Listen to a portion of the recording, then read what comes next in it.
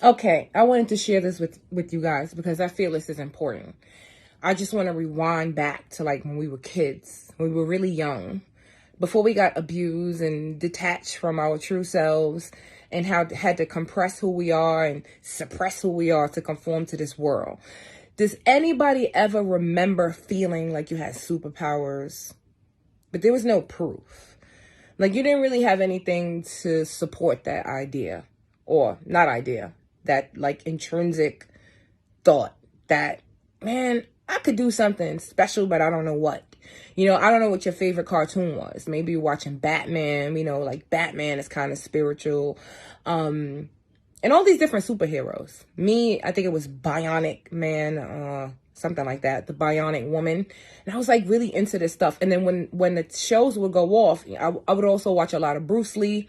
I was like a super karate kung fu fan. So on Sundays, I was planted in front of the TV to be able to watch this stuff because it left me feeling crazy, but in a good way. And after I would watch Sunday Drunken Monkey and different stuff like that, I would go beat up my siblings, basically, like literally beat the but and I would always end up on punishment for like an hour. But yeah, so that was just me. And so fast forward to the future, I dreamed that I could fly. I used to dream that I could fly a lot. Haven't had them recently, but I have had them this year, sometimes back to back.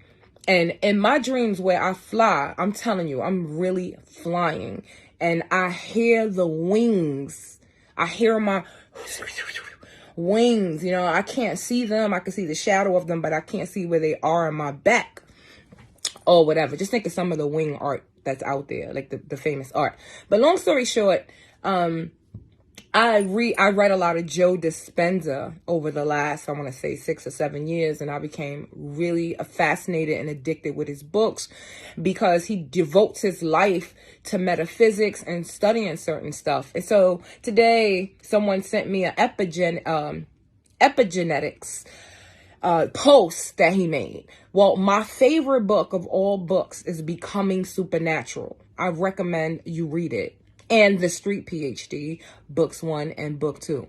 No More Broke Assness and 16 Laws for Gangster Confidence. These are the kind of people that have a heavy influence on me. Joe Dispenza, just one of them. And his other book, Rewire Your Brain. And then he has another book called Breaking the Habit of Being Yourself. Excellent books. And these books focus on the things that they don't really teach us in school. So just real quick, I want to read this to you because with everything that we know with the Matrix and everything that's going on, I mean, we know that the establishment, I'm not going to call them the elite anymore because they're not elite, we're elite. The establishment suppresses important information from humanity in an effort to control them. Whether initially this need to control us was ever good intended or not, I don't know. I doubt it though. All right. But what if we all know that we are a result of our programming, right? We know that much.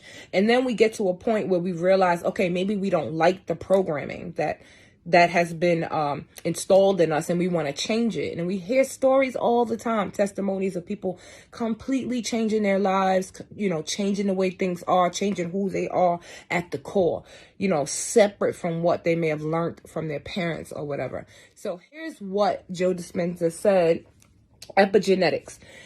Our genes are as changeable as our brains. The latest research in genetics shows that different genes are activated at different times. We're aware of this. They are always in flux and being influenced. I'll get back to that. There are experience-dependent genes that are activated when there is growth, healing, or learning. And there are behavioral state-dependent genes that are influenced during stress, emotional arousal, or dreaming. One of the most active areas of research today is epigenetics, the study of how the environment controls gene activity. Let me repeat that line. The study of how the environment controls gene activity. Epigenetics empowers us to think about the change more profoundly. The epigenetic paradigm shift gives us free will to activate our own gene activity and modify our genetic destiny. This makes me think of the Christ mind. Just by changing our thoughts, feelings, behaviors, and emotional reactions, we send our cells new signals and they express new proteins without changing the genetic blueprint. Just by changing our thoughts, feelings, behaviors, and emotional reactions, we send our cells new signals and they express new proteins without changing the genetic blueprint. I talk about this in book 2, 16 Laws for Gangster Confidence, pretty much in a more understandable, not so scientific way. So while the DNA code stays the same, while the DNA code itself stays the same, once a cell is activated in a new way by new information, the cell can create thousands of variations of the same gene. We can signal our genes to rewrite our future. What future are you rewriting at the moment? Comment below. Now, the reason why this is interesting is because remember when I did a video explaining how the establishment, through their media resources, shape the brain of the masses. And so if they're shaping the brain and the thoughts and the beliefs of the masses, they are causing the masses to activate genes that actually create sickness, lack, powerlessness. Like, this is a real thing. This is a real thing that Joe Dispenza is speaking of. And I know we all have proof of these kind of manifestations. Maybe not necessarily, maybe we didn't draw the line like, okay, this is connected to my DNA, right? And then we have a lot of creators out there theorizing right now that one of these abilities or these changes are actually taking place. And a lot of what's going on right now is to try to prevent and suppress this activation of this God gene. Everything is a God gene, all of the genes. But I'm just saying, getting, being able to activate something that we've never activated before. This interests me.